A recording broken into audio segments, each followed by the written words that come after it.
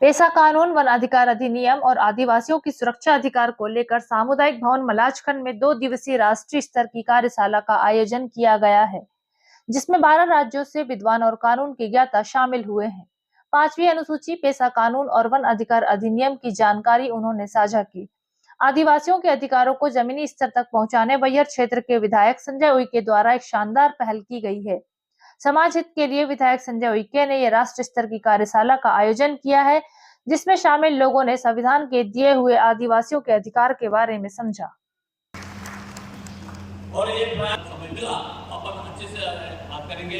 यहाँ पे मुझे दो शब्द बोलने का आपने मौका दिया, मैं सभी का शुक्रगुजार हूँ और यहाँ पे मैं अपने दो शब्द समाप्त करता हूँ। जय हिंद, जय भारत।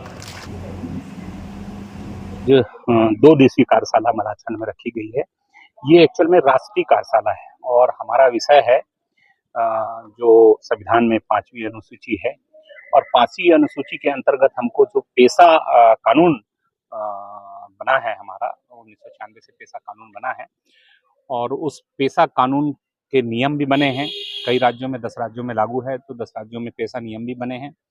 वो जो नियम बने हैं उनकी धरातल में क्या स्थिति है, उसमें हम आदिवासी भाइयों के अधिकारों की कितनी रक्षा की गई है, जो मूल पेशा अधिनियम में जो संविधान में है प्रदत्त है, तो उनको मूल स्वरूप में दिया गया है, नहीं दिया गया है।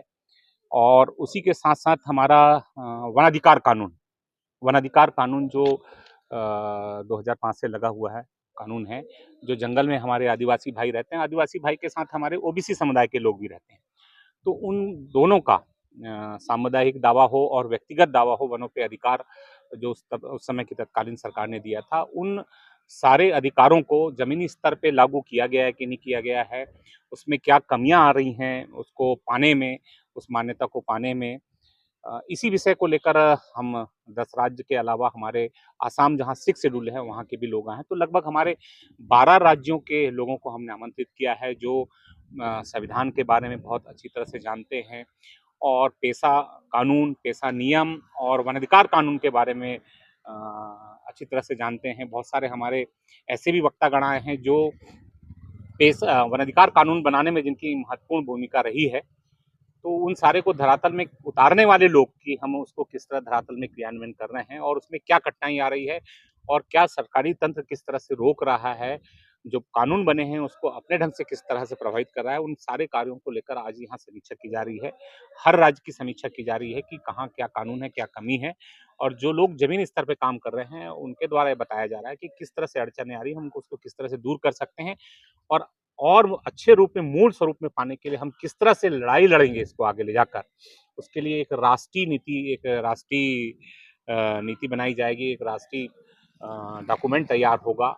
कल एक रणनीति तैयार होगी, जो हमारे जितने जानकार लोग आए हैं, रणनीतिकार लोग आए हैं इस विषय में, वो बैठ के इस विषय में चर्चा। काफी असमंजस बना रहता पेशा कानून को लेकर के, आदिवासियों का कानून है, सीएफआर को भी लेकर के बात होती है, तो बताएं क्या है ये थोड़ा सा, कहाँ कभी कमियां नजर आ रही है, ये चीज होना था। देखिए, पेशा 5वीं अनुसूची बैहर क्षेत्र में लागू है, बिरसा में लागू है, परसवाड़ा में लागू है, लेकिन आप खुद भी महसूस करिएगा कि इस 5वीं अनुसूची में जो बहुत सारे लोगों का कहना है कि ये तो केवल आदिवासियों को ही कानून है, तो यहाँ हमारे ओबीसी समुदाय के लोग भी रहे हैं, उनके हितों की भी रक्षा हो रही है।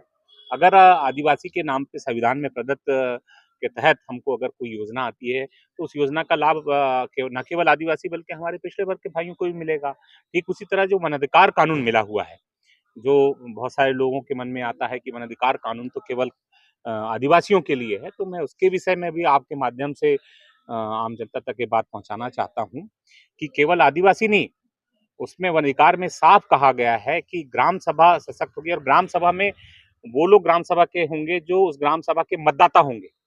तो उस ग्राम सभा को जो भी प्राप्त होगा, चाहे 5वीं अनुसूची में हो, चाहे पेशा में हो, चाहे वन अधिकार में हो, ग्राम सभा जब सशक्त होगी, उसको जब अधिकार मिलेंगे, तो उस ग्राम सभा का हर मतदाता, चाहे वो आदिवासी हो, चाहे गैर आदिवासी हो, चाहे ओबीसी हो, उसका हक होगा, उसका हकदार होगा। केवल आदिवासी उसका हकदार नहीं होगा। ये मैं आपके माध्यम से आम जनता तक अभी पहुंचाना क्या चाहता हूं। कमियां नजर आ रही है आपको वन अधिकार कानून को लेके? आपके यहाँ पेशा लागू हो चुकी है? देखिए, वन अधिकार कानून में जो अभी सबसे बड़ी कमी ये है कि व्यक्तिगत दावे तो मिले हैं, लेकिन बहुत सारे, मैं जैसे बालाघाट की बात कहना चाहूंगा, बहिरा की बात बताना चाहूंगा कि ओबीसी समुदाय को व्यक्तिगत दावे अभी तक नहीं मिल पाए हैं, उनके फॉर्म रिजेक्ट किए गए हैं। तो हमारा ये टारगेट है कि केवल आदिवासी के साथ साथ ओबीसी समुदाय को भी व्यक्तिगत दावा मिले। और दूसरा जो सामूहिक दावा है, सामूहिक दावा के साथ साथ जो हमारा फॉरेस्ट है, निस्तार का है, आजीविका का है, जो आदिवासी हमेशा वनों की सुरक्षा करता है, उसकी आजीविका वनों से चलती रही है, तो वो वन संसाधनों पे भी अधिकार, वहाँ के लघु वनोपज हैं, गौण खनिज है, इन सारी चीजों का भी अधिकार वन अधिकार कानून में अभी तक हमको सरकारी तंत्र ने मान्यता नहीं दिया है। तो उस दावे में जो सरकार कर रही है कि दावा लगाया जाए। सरकार हर बार आदेश करती है सरकारी तंत्र को कि आप दावा प्रस्तुत करें, उनको दें, लेकिन वो केवल दिखावा है। तो इसलिए हम लोग उसको क्रियान्वयन करने के लिए, चूंकि हमको अधिकार प्राप्त है, मान्यता दी गई है, तो हमारे जो आदिवासी भाई लोग हैं, हम सब लोग जो जनप्रतिनिधि हैं, चाहे छोटा हो चाहे बड़ा हो, सब लोग मिलकर उसको प्राप्त करने का प्रयास इस करें। तरह का आयोजन पहले कभी किया गया? देखिए, मध्य प्रदेश के अंदर में ये पहला आयोजन है जो राष्ट्रीय कार्यशाला रखी गई है, ये पहला आयोजन है। ये क्या तो लगता है आपको कि इतनी बड़ी कार्यशाला आयोजित करने के बाद जो यहाँ डॉक्यूमेंट्री तैयार होगी, उस पर सरकार क्या अपना रवैया बदलेगी? देखिए, सरकार रवैया बदले या ना बदले, लेकिन जो हमको अधिकार है और जो अधिकार नहीं दिए गए हैं, उसके लिए लड़ाई की बात हो रही है। जो अधिकार प्राप्त है, संविधान में प्रदत्त है, हम उसकी लड़ाई लड़ेंगे और उसको प्राप्त करेंगे। ये 12 राज्य के लोग हैं, मध्य प्रदेश है, छत्तीसगढ़ है, तेलंगाना है, आपका आंध्र प्रदेश नहीं आ पाया क्योंकि बारिश ज्यादा है, महाराष्ट्र है, आसाम है, उड़ीसा है, गुजरात है और झारखंड है। ऑनलाइन कितने स्टेट जुड़े हैं? ऑनलाइन 2 स्टेट जुड़ेंगे, राजस्थान और आपका तेलंगाना। आएंगे तब सच्चाई उन्हें समझ में आएगा। आज हमारा कहना है कि किसी भी स्टेट का कैपिटल हो, कंट्री का कैपिटल हो, वहाँ जो लोग निवासरत हैं वो भी इंसान हैं, उन्हें भी 6 मौलिक अधिकार है, उन्हें भी व्यवस्था वही मिलना चाहिए जो अंतिम पंक्ति में खड़े हमारे लोग हैं। पर आप देखना ऐसा नहीं होता। हम नदियों के किनारे बसे हैं, पर हमें स्वच्छ पेयजल नहीं है। वहीं पर हमारे ही मध्य प्रदेश में 110 किलोमीटर लंबी पाइपलाइन से पानी दे दिया जाता है। हम आपको और बता दें, जहां विद्युत उत्पादन के केंद्र हैं, वहां से बड़ी बड़ी लाइनें सीधे बड़े शहरों की तरफ जाते हैं, और वहीं जो हम लोग बसे हैं, हमें लाइट नहीं मिल पाता है। तो कई उदाहरण हैं जहां बहुत ज़्यादा आज सच्चाई को समझने की ज़रूरत है, और ये कार्यशाला में इन्हीं विषयों पे चर्चा होती है। कितना इम्पैक्ट बढ़ेगा इस बात का? देखिए, दिल की बात कहाँ तक पहुँचेगी? ये जो कार्यशाला है, मेरा ऐसा मानना है, जब जागेंगे तभी आगे अधिकार मिलेगा। ये जागने का कार्यशाला है, हक अधिकार को समझने का कार्यशाला है। व्यवस्थित संवैधानिक मूल्यों पर आधारित हक जो हमें दिया गया है, उसको समझ करके आगे अपना हक मांगने का कार्यशाला है। मुझे पूरा विश्वास है कि जिस तरह से माननीय हमारे विधायक जी हैं, उइके साहब बहुत ही समझदार, सामाजिक विषयों को धरातल पे जाके देखते हैं, समझते हैं। ऐसे हमारे साथी हैं जो सामाजिक कार्यकर्ता हैं, ये सब मिलकर के एक अच्छे परिणाम की तरफ कदम बढ़ाएंगे।